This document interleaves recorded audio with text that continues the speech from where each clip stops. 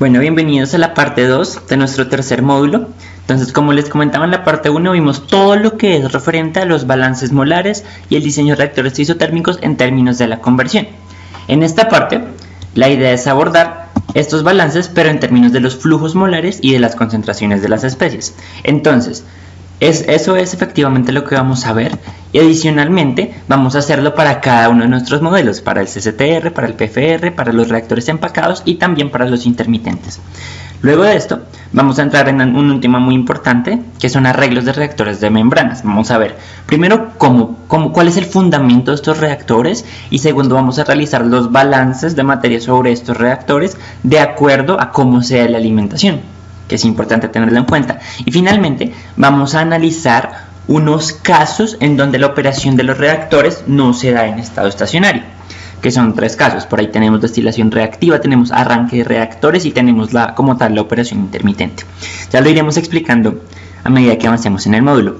Entonces, de una vez, pues empecemos con esos balances molares, a ver cómo es que quedan. Entonces, lo importante acá es aclarar que es conveniente usar los flujos molares o los números de moles o las concentraciones en ciertos escenarios del diseño de reactores. ¿Cuáles son estos escenarios? Cuando se trabajan con reactores de membrana y cuando se trabajan con reacciones múltiples. ¿Por qué? Porque la conversión no puede darse para una sola reacción. Mejor dicho, la conversión se da para una sola reacción. Cuando se tienen muchísimas reacciones, esa conversión empieza como a flaquear, como que no es la variable de diseño adecuada. Por eso vamos a desarrollar los modelos en términos de los flujos molares. Este que ven acá es un reactorcito de membrana, ya lo iremos explicando, que tiene alimentación a lo largo de toda la membrana. Entonces, por ahora llévense la fotico, acuérdense que ya vamos a hablar un poquito más a fondo de estos reactores. Ahora bien, como siempre, yo empiezo con un algoritmo general, es decir, la receta de cocina de cómo diseñar un reactor isotérmico. Este es muy parecido al que vimos en la primera parte del módulo 3, pero pues tiene algunas diferencias. Entonces, lo primero, como siempre, es tener claro el bendito balance molar que vimos en el módulo 1. El balance molar esta vez lo vamos a dejar en términos de los flujos molares. Esto ya lo sabemos hacer. Ahora le vamos a meter el módulo 2, como siempre. Vamos a trabajar las leyes de velocidad en términos de la concentración. También ya las sabemos escribir de acuerdo a cómo sea la cinética de la reacción. La primera parte que hacemos es relacionar las velocidades de reacción de las especies entre sí gracias a la estequiometría de la reacción. Ese es el paso 3 del algoritmo. Luego, el paso 4 también se le llama estequiometría, pero este tiene que ver con cómo expresamos la concentración de las especies en función de los flujos molares de estas. Entonces, aquí entra a jugar el hecho de que la reacción se dé en fase gaseosa o en fase líquida. Luego le metemos los modelitos de caída de presión, si es una reacción en fase gaseosa en un lecho, que vimos en el módulo, mejor dicho, en este módulo, pero en la primera parte. Y finalmente, combinamos todo este jueguito de ecuaciones y las resolvemos a través de una de nuestras herramientas de simulación computacional. Entonces, eso es lo que vamos a aprender en este poquito de tiempo. Entonces, como siempre, a mí me gusta empezar con un ejemplo.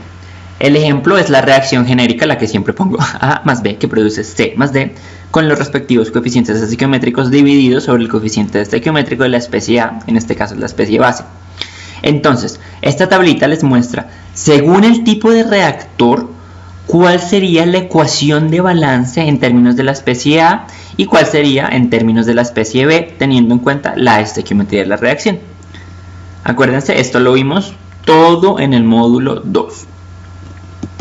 Bien, teniendo esto claro, ¿qué tenemos claro? Que para los 4 modelos de reactores se puede escribir el balance en términos de la especie A y a su vez en términos de la especie B usando la estequiometría. Eso es lo que tiene que quedar claro. Vamos a hacer lo mismo para una fase gaseosa. Entonces, el ejemplo que les pongo es la misma reacción, A más B, que produce C más D. Entonces, en un PFR tenemos nuestra ecuacioncita de diseño, en este caso, digamos que es la especie J.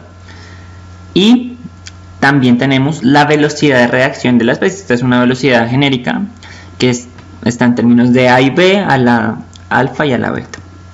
Ahora bien, vamos a usar la estequiometría para expresar la concentración de la especie. Entonces la idea es que esta concentración nos quede en términos del flujo molar de esta especie en este caso de la caída de presión, porque se está trabajando en fase gaseosa, y del cambio en la temperatura. También acordémonos que el flujo total pues es la suma de los flujos individuales de cada una de las especies, y el FI que ustedes ven ahí es el flujo del inerte que siempre hay. Y acuérdense que ese Y de ahí es la presión sobre la presión inicial. Ahora bien, también tenemos que integrarle a nuestro modelo la caída de presión para la operación isotérmica. Y ahí vamos construyendo nuestro reactorcito a piecitas. Listo, entonces aquí no entendieron nada. No, mentiras. Pero sí es una idea de más o menos cómo se van usando e integrando todas estas ecuaciones. Para que les quede un poquito más claro, en el documento en PDF van a encontrar una tablita como esta, indicando cada uno de los pasos que tienen que seguir para llegar a las ecuaciones finales de diseño y poderlas meter en los resolvedores de ecuaciones diferenciales en el caso de PFR o resolvedores de ecuaciones lineales en el caso de los STRs, ¿ok? Entonces, esta tablita me encanta porque les muestra todo, paso por paso, desde los balances molares, pasando por las leyes de velocidad, aplicando las relaciones estequiométricas para relacionar velocidades de reacción y para expresar concentraciones en términos de flujos molares. Mejor dicho, está todo. Después de eso, les explica también cómo se combinan todos los pasos 1, 2 y 3 para que les dé una única ecuación de diseño. Que esa ecuación de diseño les tiene que siempre dar el dF de una especie con respecto al volumen, esa ecuación diferencial, en función del flujo molar de esa especie. ¿Listo? Y de los parámetros de la reacción, como lo son las velocidades específicas de reacción y los exponentes de reacción. Ahora bien, esto me hacen el favor y le echan una leidita en el PDF. Yo ahí por ahí se los expliqué por encimita, pero sí es bueno que lo miren en detalle, porque es como una guía. Usted cuando va a diseñar un reactor, pues saca su tablita y ya sabe qué paso seguir cuando es una operación isotérmica. ¿Listo? Bueno, eso era como la introducción a cómo se metían los balances en términos de los flujos molares. Si ustedes lo pueden ver, es mucho más sencillo que expresarlos en términos de la conversión. Y es mucho más conveniente, ya lo saben, cuando se trabajan reacciones múltiples o reactores de membranas. Ahora empecemos. ¿Cómo así? ¿Qué es un reactor de membrana? Es la pregunta que en ese momento yo la tengo. Ay, ¿pero qué es eso? Entonces, vamos a resolverla. Entonces, los reactores de membrana se usan en dos escenarios principalmente. La primera es cuando la reacción es termodinámicamente limitada, es decir, que el grado de espontaneidad es como muy escaso. Hay que ayudarle a la reacción para que se dé espontáneamente, en pocas palabras. Y también cuando tenemos escenarios en donde las reacciones múltiples nos dan reacciones deseadas y reacciones no deseadas. Entonces, estos reactorcitos nos ayudan a que la reacción deseada se lleve a cabo de una manera más efectiva, es decir, aumenta la selectividad. Vamos a tomar un ejemplito, que es el de C6H12, que está en equilibrio con hidrógeno y con C6H6. Entonces, en este caso, acuérdense de esta reacción, vamos a analizar dos tipos de reactores catalíticos de membrana. Entonces, en el primer tipo de reactor, que es el de la parte de arriba, es el reactor cuya membrana es inerte y sirve como barrera a los reactivos y algunos de los productos. Entonces, en la alimentación va a entrar el C6H12 que les comentaba ahorita. El efluente es el producto, que es el C6H6, pero el hidrógeno va a permear por la membrana. Entonces, ¿por qué? Porque el hidrógeno es más pequeñito que el C6H6. Entonces sale por la membrana como permeado. ¿Y esto qué me va a ayudar? Esto me va a desplazar el equilibrio de la reacción hacia los productos, porque la concentración del hidrógeno va disminuyendo y el hidrógeno no se puede combinar con el C6H6 para devolverse y generarme C6H12. Entonces es como una estrategia, un juego sucio. Yo retiro el hidrógeno para que ese hidrógeno no me reaccione y no se me devuelva la reacción. ¿Listo? Entonces ese es como el fundamento principal del reactor de membrana. ¿La membrana qué es? Es un material poroso que está específicamente diseñado para permitir el transporte de una determinada especie. Eso es la membrana. ¿Listo? Este se le conoce como R-mica. Ajá. Así se le dice a este tipo de reactores. Ahora, en cuanto a los reactores de membrana, hay otro tipo, en donde el catalizador se deposita directamente en la membrana, es decir, es una membrana reactiva. Y solamente algunos productos específicos logran salir reaccionando hasta el otro lado de la membrana. Este es extraño cómo funciona, pero entonces se alimenta lo mismo, se alimenta C6H12.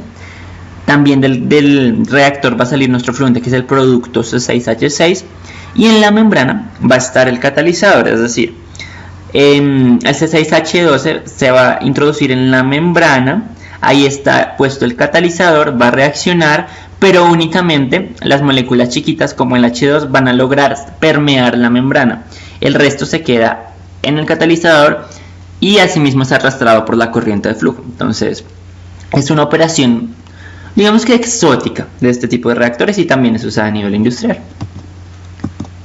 Ahora bien, yendo como un poquito más al fundamento molecular de por qué un reactor de membrana, entonces entran los reactivos. Ya saben que el H2, el hidrógeno, es el único tan pequeñito como para pasar por los poros de la membrana, y ahí tenemos a nuestro benceno, que no es capaz de pasar por los huequitos de la membrana. Normalmente se aplica un gas de barrido para arrastrar todo el hidrógeno una vez sale de la membrana. Entonces, vamos a empezar con el modelamiento de este tipo de reactores, ya no tanto el fundamento sino el modelamiento. Acordémonos de la reacción, al reactivo le vamos a poner A, al hidrógeno le vamos a poner B y al benceno le vamos a poner C. Listo, hagamos el balance molar para las fáciles, las que no están saliendo de la membrana. El balance molar de las fáciles son el de A y el de C. Quedan tal cualitos. dFAdB es igual a RA y dFCdB es igual a RC. No hay problema, esto ya lo vimos.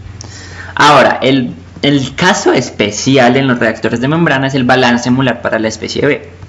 Este balance molar tenemos que empezar a abordarlo desde nuestra poesía. ¿Cuál es la poesía? Que lo que entra de B, que es F de B, menos lo que sale de B en un volumen específico delta B, que es F de B en B más delta B, menos lo que sale de B por la membrana, ese es el término adicional en nuestra poesía, que va a estar dado como RB por un delta B, más lo que se genera en ese delta B, que es RB delta B, es igual a lo que se acumula. Esto es una operación continua, entonces no se acumula nada. Listo, entonces tenemos un término adicional en este balance, que es el RB delta B. Acá les explico, RB es el flujo molar que sale a través de la membrana por unidad de volumen del reactor. Listo, entonces vamos a hacer lo mismo. Agrupamos términos, dividimos entre delta B, tomamos el límite cuando delta B tiende a 0 y nos da que el cambio en el flujo molar de B, es decir, de FB de B, es igual a RB, que es la velocidad a la que se está, en este caso, produciendo B, menos el flujo molar de B que está saliendo por la membrana. Esto es completamente lógico, si lo analizan. Ahora, lo que vamos a hacer ahora es decir, bueno, ¿y cómo definimos ese RB? ¿De qué depende ese RB? Eso lo verán en la próxima diapositiva. Me refiero al RB mayúsculo, ¿ok? Porque el RB minúscula ya lo saben sacar con nuestras relaciones estequiométricas. Y si no lo saben, pues escúchenme claro, ¿eh? Entonces, el RB mayúscula, ahí sí no les he explicado. ¿Cómo sacamos ese RB mayúscula? Esa es la gran pregunta. Entonces, antes que nada, tenemos que definir lo que se llama la densidad de flujo molar, que va a estar dada en moles sobre metro cuadrado por segundo. Es como flujo molar por área, flux molar, flux, lo que le llaman. Entonces, este va a ser WB, que va a ser igual a K'C, si los que vieron el curso de transferencia de masa lo entenderán prontamente, por la diferencia entre la concentración de B y la concentración de BS, que es CB y que es CBS. Entonces, la concentración CBS es la concentración del hidrógeno en el canal de gas de barrido, que normalmente se busca que sea 0 para que el gradiente de concentración sea mayor y una mayor cantidad de moles pase a través de la membrana. Por eso se busca que CBS sea casi 0 y se barre el gas. Se usa un gas de barrido. Ahora, K'C es el coeficiente global de transferencia de masa. Ya se imaginarán cómo se calculan estos coeficientes de transferencia de masa. Eso sí, ya depende casi que exclusivamente del sistema. ¿Listo? Ahora, teniendo claro que ese K'(C) involucra fenómenos de transporte, lo que vamos a hacer es definir como tal nuestro R mayúscula B. Ese R mayúscula B va a ser el flux molar de B, que es W, multiplicado por el área, para que nos quede solo en términos de moles por segundo. ¿Listo? Ese área va a estar dada como A minúscula. Simplemente, en nuestra definición de la densidad de flujo molar o flux molar, le introducimos nuestra A minúscula. Ahora bien, esta A minúscula es el área superficial de la membrana por unidad de volumen de reactor. Esta es bien chistosa. Entonces, el área del reactor pues va a estar dada como pi por el diámetro por la longitud, ¿cierto? Y el volumen del reactor pues es un cilindro, entonces es pi por el diámetro al cuadrado sobre 4, ¿sí? Por la longitud. Realizando como la aritmética básica, nos queda que esa área por unidad de volumen es 4 sobre el diámetro del reactor, que es facilita de calcular. Ahora bien, de esta manera sabemos cómo calculamos el RB. Ahora, ¿quién me va a dar ese bendito coeficiente de transferencia de masa? Ese coeficiente depende de la membrana, depende del arreglo geométrico del reactor y de las condiciones de operación, es decir, depende de todo. Pero normalmente lo da el sistema reactivo, es un parámetro conocido que se puede asumir constante a lo largo de la membrana. ¿Vale? Entonces no se preocupen por eso, el problema específico les dirá cuánto es, o si ustedes tienen un reactor en la vida real tendrán las herramientas para sacarlo con su cursito de fenómenos de transporte. ¡Woohoo! Ahora, vamos a ver un caso que es la alimentación de reactivos a lo largo de la membrana, que es la fotico con que empezamos esta sesión. Tenemos FA0 que ingresa al reactor y lo que vamos a hacer es alimentar el otro reactivo no en un solo punto de la membrana, sino a lo largo de la membrana, tal como se muestra en esta fotico. Entonces, en este caso, lo que vamos a hacer es definir cómo vamos a escribir el flujo molar que está entrando de B al reactor. Entonces ahí lo tenemos, RB es igual a FB0 sobre el volumen total. FB0 es el flujo molar total de la especie B. ¿Por qué lo dividimos sobre el volumen total? Porque lo estamos partiendo ese flujo en muchas partecitas. ¿Listo? Entonces de esa manera nosotros tendríamos nuestro RB, que es como el flujito, digámoslo así, el flujito molar de B a través de los lados de la membrana. Bien, eso es lo único que cambiaría como en el balance molar para estos reactores. Entonces, ¿qué quiero que les quede muy claro en este tipo de reactores? Que lo único que tienen que cambiar en el algoritmo, lo único, es el balance molar cuando se trabajan especies que salen o entran al reactor. Punto. De resto siguen el algoritmo tal cual para reactores isotérmicos. Si ya le quieren meter un caso no isotérmico, pues espérense al módulo 4. ¿Ok? Vamos a trabajar un tema que me encanta en este momento, que es la operación en estado no estacionario para reactores con agitación. Entonces, ¿dónde se presenta la operación en estado no estacionario? Es la gran pregunta. Esta pregunta tiene 3 respuestas comunes, obviamente. La primera es en el arranque de un CSTR. El tiempo que se demora un reactor CSTR en alcanzar el estado estacionario, ese tiempito es una operación no estacionaria. Ese caso me encanta, el arranque de reactores, y normalmente ahí es donde se ve implicada la seguridad del proceso. En ese arranque se pueden alcanzar las más altas temperaturas de la reacción, es decir, puede estar comprometida la seguridad de la operación. Entonces es súper importante saber cómo se estudia ese arranque. Ahora bien, otro caso es cuando los reactores intermitentes entran. ¿Qué es un reactor intermitente? Un reactor intermitente es aquel en donde se tiene inicialmente una cantidad de reactivo A dentro del reactor y se alimenta reactivo B, haciendo que cambie el volumen de la mezcla reactiva porque se está adicionando constantemente otro reactivo y a su vez La reacción ocurre a medida que se agrega el nuevo reactivo.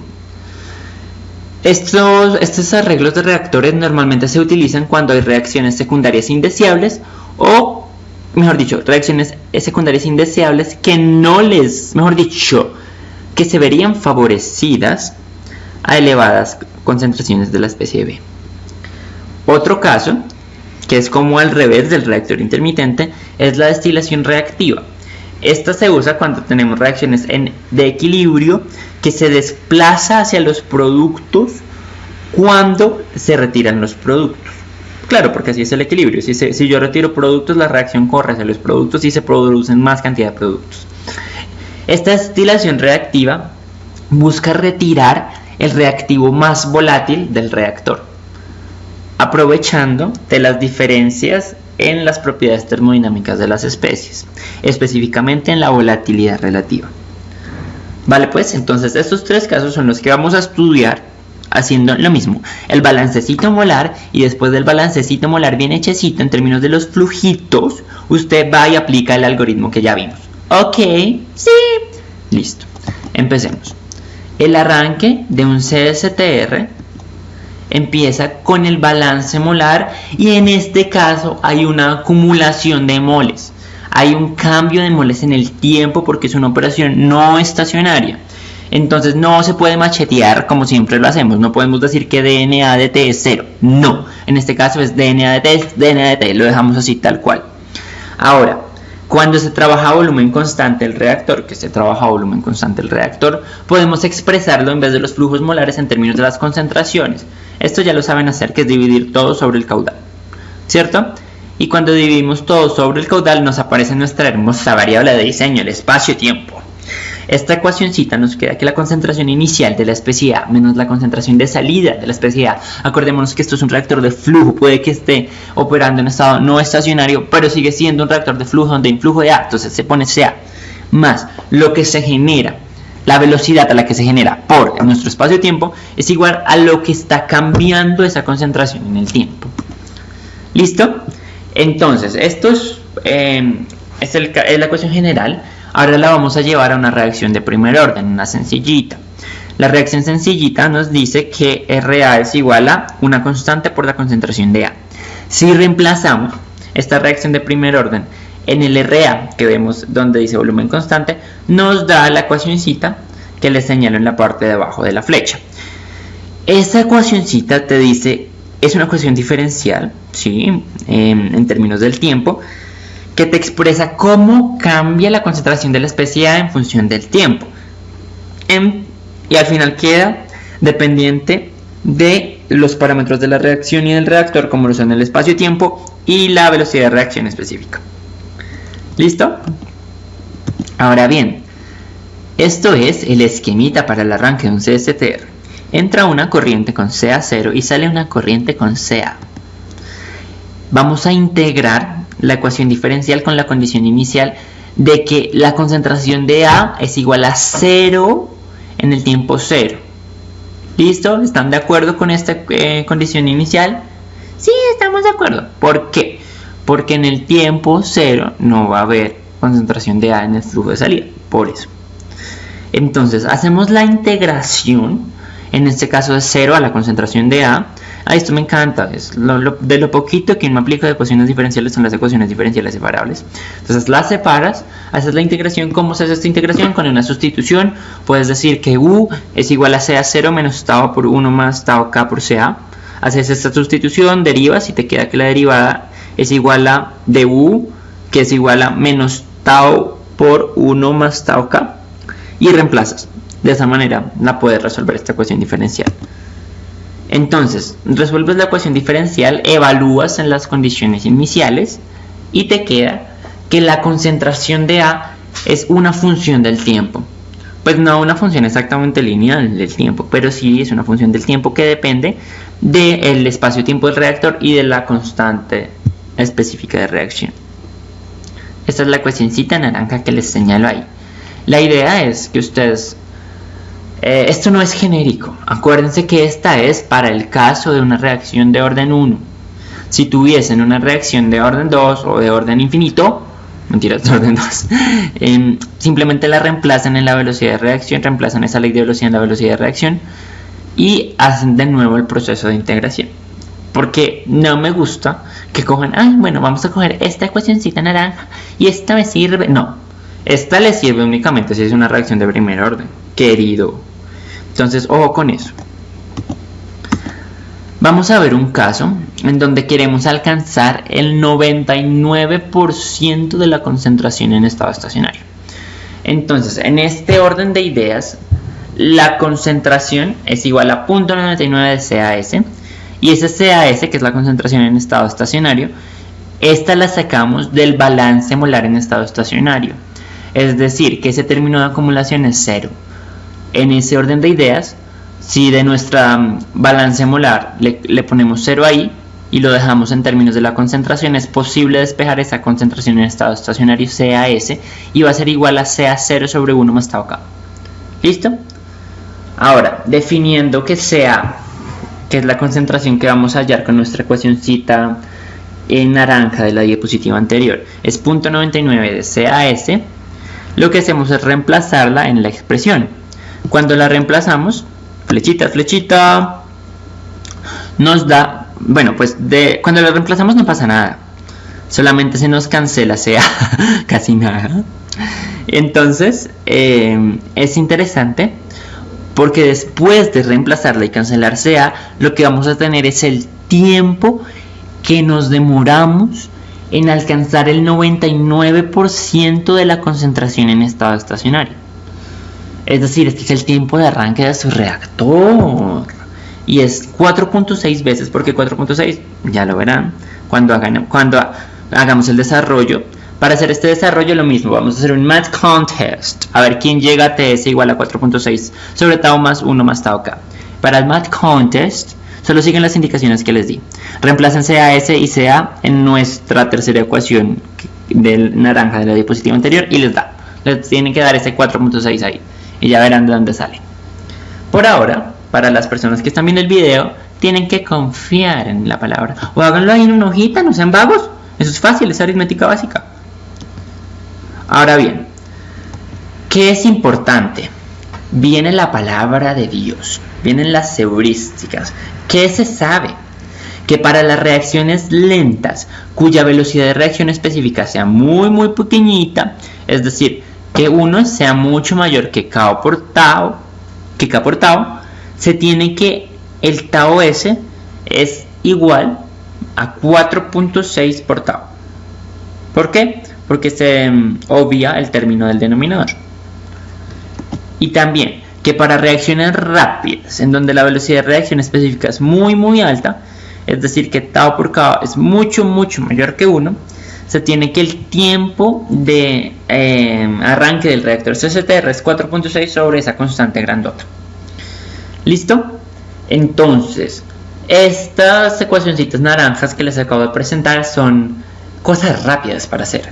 Es decir, usted necesita tener un grosso, un estimado de cuánto es el tiempo de arranque de su reactor. Listo. Si tiene el volumen del reactor y la cinética de la reacción, ya la puede calcular. Sencillito. Bien. Entonces, esta es, bueno, lo de antes era un poquito de análisis matemático más que la palabra de Dios, pero esta sí es la palabra de Dios. Dice, en la mayoría de los sistemas de primer orden, el estado estacionario se alcanza transcurridos de 3 a 4 tiempos espaciales, de 3 a 4 taus. ¿Ok? Esto le dice, si usted conoce tau, conoce cuánto es el tiempo que arranca ese reactor. Punto. Para que lo veamos de una forma gráfica, lo que tenemos acá es la concentración de la especie A en el eje Y en el eje X tenemos el tiempo. Entonces, esa concentración de la especie A va a llegar a la concentración en estado estacionario que está marcada por la línea punteada. Y vamos a empezar desde una concentración de 0 a la salida del reactor hasta alcanzar la concentración de A de estado estacionario. Esto es un análisis dinámico. Al final, lo que nos dice es que esa concentración en estado estacionario, esa línea punteada, se alcanza pasados de 3 a 4 tiempos espaciales. ¿Qué es un tiempo espacial? El volumen sobre el caudal. ¿Listo? Ahora, vamos a ver otro tipo de reactores, que son los reactores semicontinuos. Para esto, vamos a tener, digamos que un producto deseado y un producto no deseado. El producto deseado lo vamos a llamar D, porque es desired product, o producto deseado. Tiene su propia ley de velocidad, RD igual a KD por CA al cuadrado por CB. Tenemos un producto indeseable U, undesired, ugly, que es A más B, te produce el producto indeseado, y la velocidad de reacción es RU, que es igual a KU por CB al cuadrado por CA. Son velocidades de reacción genéricas. Acá vamos a definir una cosita de la que ya habíamos hablado, pero es hermosa. Es la selectividad instantánea. La selectividad instantánea va a estar dada como el cociente entre lo que yo quiero sobre lo que no quiero. ¿Qué es lo que quiero? The desired. Yo quiero a D. Es decir, va a ser D sobre U. ¿Qué vamos a dividir? Podemos dividir o los flujos molares de DU o las velocidades a las que se está generando DU. Como es el caso de una selectividad instantánea, vamos a hacer el cociente entre RD, que es la velocidad de reacción que yo quiero, desired, sobre la ugly RU. Entonces, tenemos este cociente, reemplazamos la ley de velocidad en vez de dejarlo como RD y RU, y se nos cancelan ahí unas cuantas. Nos queda que la selectividad instantánea S de U, porque estamos comparando esas dos especies, va a ser igual a KD por CA sobre KU por CB. Entonces, viene el cómo implementar esto en un reactor. En el reactor vamos a tener inicialmente la especie AA. La especie AA va a estar en el reactor y vamos a alimentar a la especie B con un caudal B0 y una concentración inicial CB0. Acuérdense, mis queridos, ¿por qué es importante tener A y no B al principio del reactor? Miren la definición de la selectividad. Cuando la concentración de la especie A aumenta, es grandota, la selectividad aumenta. Cuando la concentración de la especie B aumenta, la selectividad es pequeñita, pequeñita, pequeñita. ¿Listo? Entonces lo que se busca siempre es mantener la concentración de la especie B en el mínimo posible. Entonces, la mejor selectividad se logra al mantener baja la concentración de nuestra especie B. Vamos a hacer un análisis un poquito más matemático de este tipo de reactores. ¿Cómo es ese análisis matemático? Pues los balances molares, babies. Empecemos con el de A. ¿Entra A? No. ¿Sale A? No. ¿Se genera A? En este caso desaparece A. Sí. ¿Se acumula A? En este caso no se acumula, pero sí está cambiando el número de moles de A en el tiempo. Entonces, esa velocidad de acumulación no es 0. No. Es dNA de T. Ahora, en este orden de ideas tenemos que RA por D, que es la velocidad de desaparición de A, es igual a dNA de T, que a su vez es igual a D, entre paréntesis, CAB de T. ¿Cierto? Es el cambio en la concentración en el tiempo de la especie A. Aquí, lo que tenemos es algo muy interesante. Una multiplicación de CA por B. Entonces, para los que vimos ya un poquito de cálculo de ecuaciones diferenciales, esa multiplicación nos toca separarla. Estas son leyes de las derivadas. ¿Por qué? Porque mejor dicho, ¿cuál es la ley del producto de una derivada? El primero sin derivar por la segunda derivada, más la segunda derivada por el primero sin derivar. ¿Correcto? Entonces, para resolver ese paréntesis, lo que tenemos que hacer es separar. Me quedaría el volumen por dCA de T más la concentración por un dB de T. ¿Listo? Ahora viene la pregunta, ¿cómo así que un dB de T? Ese dB de T es el cambio en el volumen con respecto al tiempo. Pero aquí no hay. No. Sí hay. Analice. Ese dB de T es el cambio en la mezcla reactiva debido a que se está adicionando constantemente B. Entonces se va llenando el tanque. Se va llenando el vasito con agua. ¿Ok? Entonces vamos a ver cómo expresar ese dB de T. ¿Listo? ¿Cómo está cambiando el volumen en el tiempo? Lo mismo podríamos hacer nuestra poesía. ¿Qué está entrando? Está entrando ρ0 por V0, que sería como el caudal de B, de la especie B que está entrando, no está saliendo nada y no se está generando nada de volumen. No se genera nada de volumen. Pero no, es la idea. Pero sí se está acumulando volumen, que es el d rho b dt. Vamos a seguir con este análisis del cambio en el tiempo, del volumen. Entonces, cuando tenemos un sistema de densidad constante, que normalmente los tenemos porque trabajamos en fase líquida, tenemos que el dB dt es igual a V0. ¿Cómo así? ¿De dónde sale eso? Si quiere, vaya a la ecuación anterior, haga que ρ sea igual a ρ0, cancele ρ y le queda que dB dt es igual a V0. Esto tiene lógica, que el cambio en el volumen en el tiempo sea el caudal que le está entrando a la especie B. Tiene todo el sentido del mundo. Mírenlo así. Si no le crean a mis palabras, simplemente hagan lo que les dije, el ejercicio con ρ. Ahora, vamos a calcular el volumen en cualquier instante de tiempo t. Para calcular el volumen en cualquier instante de tiempo t, lo que hacemos es integrar nuestra hermosa ecuación diferencial separable entre un tiempo t0 y un tiempo t, teniendo en cuenta que el volumen va a ser igual a V0, V mayúscula 0, en el tiempo 0. En ese orden de ideas, el volumen en cualquier tiempo t va a ser igual al volumen inicial en el reactor más el caudal por el tiempo que se está alimentando ese caudal. Ese va a ser el volumen en cualquier tiempo t. Listo. Ahora vamos a retomar nuestro balance porque lo dejamos allá olvidado. La primera ecuacioncita que ustedes ven ahí es el balance que nos había quedado tal cual lo habíamos desarrollado. Ahora vamos a meterle el dB dt, que es igual a V0. Entonces, en vez de dB dt, escribimos V0. Nos queda que RA por V menos, lo pasamos al otro lado, el caudal por CA es igual a V por dCA dt. ¿Cierto? Hasta ahí todo normal, no ha pasado nada, pero no hemos resuelto el balance. El balance se resuelve cuando decidimos integrar esta ecuacioncita que está en naranja. ¿Listo?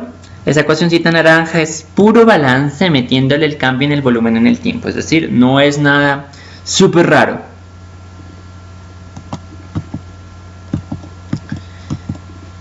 Hay un caso que no hemos analizado en ese balance porque el balance de acá es la especie A. Nos falta el balance de la especie B.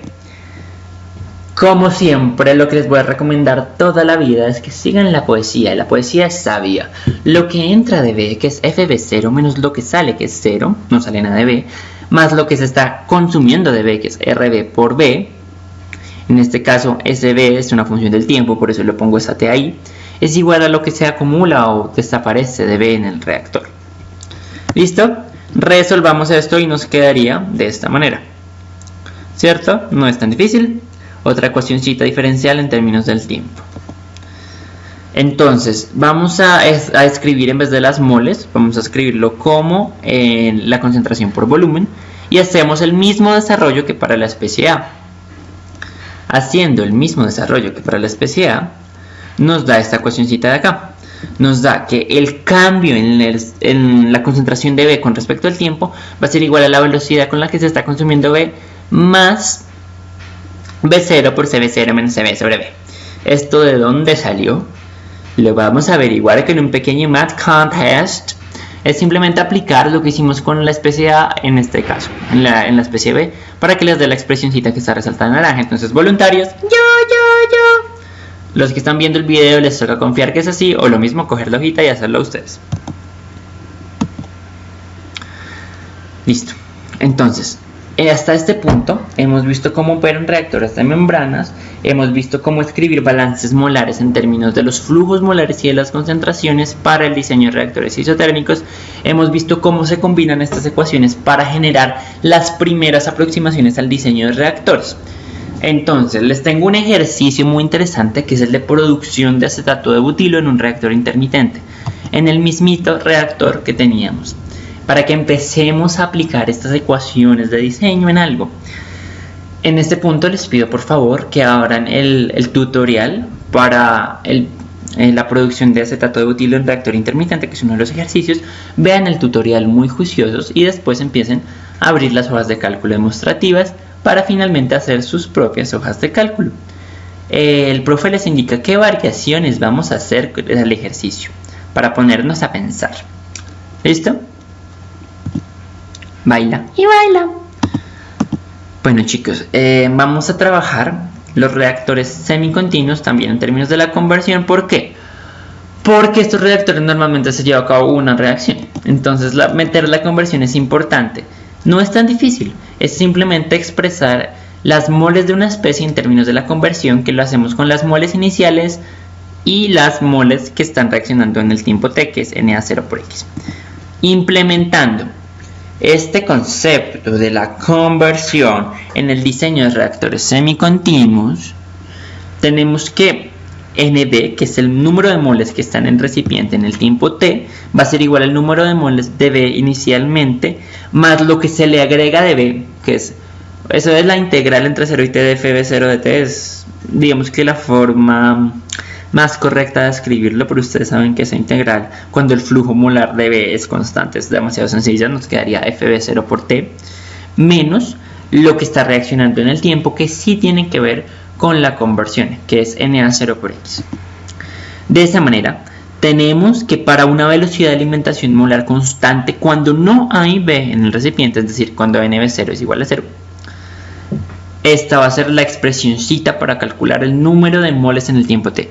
Va a ser NB es igual a FB0 por t menos Na0x. ¿Por qué Na0x y no NB0x? ¿Ah? Esto tiene que ver con la estequiometría que repasamos en el módulo 1. Así que no se preocupen por eso. Si usted tiene dudas de esto, revise la tablita estequiométrica y verá que la conversión también puede expresarse en términos de una especie principal, que es la especie A, para todo el resto de las especies. Listo.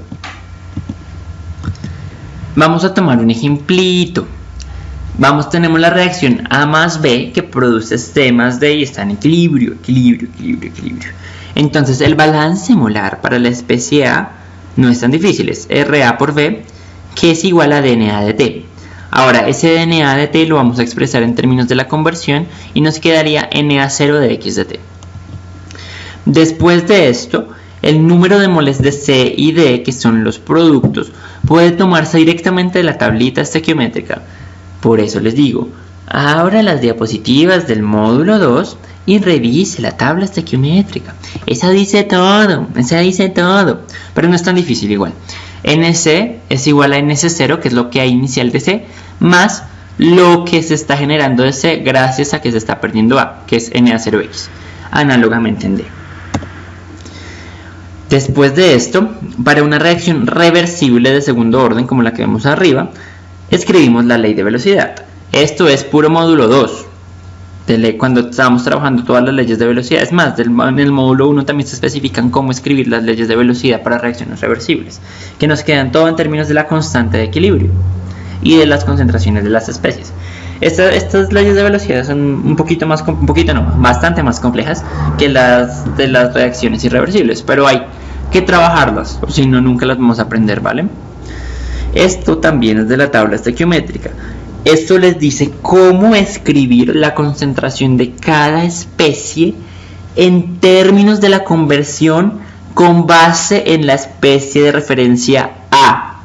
Esto es pura tablita estequiométrica, puro módulo 2. ¿Ok? Ahora bien, vamos a combinar todas las expresiones, es decir, coger el balance molar que ustedes ven en la primera, S de X de T, y vamos a reemplazar RA en el balance molar. Cuando lo reemplazamos, tenemos que tener en cuenta que nosotros SCA, SCB, SCC y SCD los reemplazamos en términos de la conversión y de Na. ¿Ok? Eso es lo que se logra, esta ecuacióncita de acá. Entonces, como siempre, vamos a hacer un Math Contest, concurso de Mati. Entonces, por favor, voluntarios, las personas que quieran hacer la combinación, háganlo y les tienen que dar esta expresioncita azul. ¿Listo? Esto nos permite calcular la conversión en cualquier instante de tiempo dadas las condiciones del reactor. Viene el concepto clave. Estamos trabajando una reacción de equilibrio. Por lo tanto, la máxima conversión que vamos a lograr en una reacción de equilibrio se le conoce como la conversión de equilibrio. Entonces, para reacciones reversibles efectuadas en un reactor semicontinuo, la conversión máxima que puede lograrse, le vamos a poner XC o conversión de equilibrio, varía conforme la reacción avanza, porque se agrega más reactivo de manera continua al reactor, ¿cierto? Esta adición desplaza el equilibrio continuamente a la derecha. Es muy bien, eso es muy cierto, pero vamos a ver cómo se calcula esa bendita conversión de equilibrio. Entonces, vamos a asumir la misma reacción A más B que te produce C más D. Si la reacción alcanza el equilibrio después de un tiempo T, ¿cierto? Después de un tiempo T de adición de la especie B, se tiene que Kc, que es la constante de equilibrio, va a ser igual a la división, al cociente entre las concentraciones de los productos y las concentraciones de los reactivos. Como es un mismo volumen, lo podemos escribir en términos del número de moles, da lo mismo. Ahora bien, ese número de moles se puede escribir en términos de la especie A y de la conversión de equilibrio. Entonces las moles de C, NCE, es lo mismo que decir las moles de A que se han transformado, que es Na0 por XE, y las moles de D, es decir, ND, es lo mismo que decir que las moles de A que se han transformado por la conversión Na0XE. Entonces, en este caso, las únicas moles que son complicaditas de escribir son las moles de B, que serían FB0, que es el flujo molar de B por un tiempo T, es decir, las moles que se han alimentado hasta el tiempo T, menos lo que se han consumido con la especie A, que es Na0XE. ¿Listo? De esta manera tenemos expresada nuestra constante de equilibrio en términos de la conversión de equilibrio y de las moles iniciales de la especie A, y también como una función del tiempo en el que se le esté transcurriendo, en el que se le esté alimentando la especie B. ¿Esto qué le dice? Le dice que si, bueno, yo alimenté la especie B por 5 minutos, ¿cuál sería la conversión de equilibrio que usted tiene si le alimenta a esa especie B por 5 minutos con un flujo FB0? ¿Listo? Eso es para lo que le sirve esta ecuacióncita. Para que quede claro, XC es la conversión de equilibrio. Entonces, ¿de aquí qué podemos despejar? De aquí podemos despejar el tiempo requerido para alcanzar una conversión de equilibrio establecida cuando se adiciona una cantidad de FB constante de la especie B. También, ¿qué se puede hacer? Se puede calcular la conversión de equilibrio dado un tiempo de adición de B. Esto se logra resolviendo la cuadrática. ¿Quién quiere un math contest? Entonces, ¿qué vamos a hacer?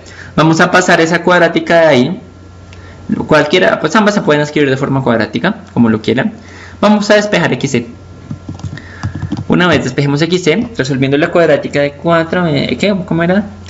El segundo al cuadrado menos la raíz cuadrada de 4 veces el primero por el segundo al cuadrado, solo 2A. Eso, resolviendo esa cuadrática les da la ecuacióncita que yo les acabo de resaltar en azul, que les dice cuánto sería exactamente la conversión máxima alcanzada dada una alimentación FB0 por un tiempo T.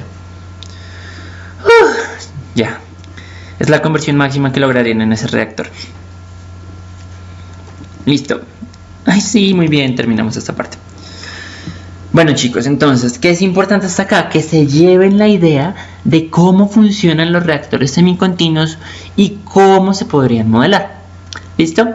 Vamos a empezar hablando del último de los casos, que es el de la destilación reactiva. Este es bastante sencillo, solamente voy a presentar los fundamentos. Después profundizarán ustedes en sus cursos posteriores. Entonces, esta destilación reactiva se maneja cuando se tienen reacciones en fase líquida reversibles, que son termodinámicamente limitadas y que, esto es lo más importante, mejor dicho, esto tomen nota. Uno de los productos tiene un punto de ebullición más bajo que los reactivos. Solo si y solo si esta tercera condición se cumple, la destilación reactiva es viable. Entonces tenemos nuestro reactor, acá está, en donde va a entrar una determinada cantidad del reactivo B, en el reactor ya hay reactivo A, y nos produce el producto C y el producto D. El producto D resultó ser muy volátil, entonces se evapora solito y se puede retirar del reactor. Al retirar el producto D por vaporización, el equilibrio se está continuamente desplazando hacia los productos. ¿Por qué? Porque la concentración de los productos va disminuyendo al retirarse D. La reacción va a avanzar hasta que la concentración del reactivo A sea mínima o se acabe el reactivo. En este caso, la restricción del equilibrio se minimiza y nos es posible generar más producto C o más producto D, como lo busquen, cuál sea nuestro deseable. Bueno, chicos, también hay un ejercicio muy interesante de destilación reactiva que ustedes podrán ver en los ejercicios. Ahí sí es cuestión de que ustedes hurguen en los ejercicios cuál quieren hacer. También siguen las recomendaciones del profesor. Esto fue, digamos que la segunda parte del módulo 3. La parte 3 es donde vamos a trabajar todo lo que es el modelamiento de reacciones múltiples. Entonces, los estoy contactando porque falta la parte 3 para después.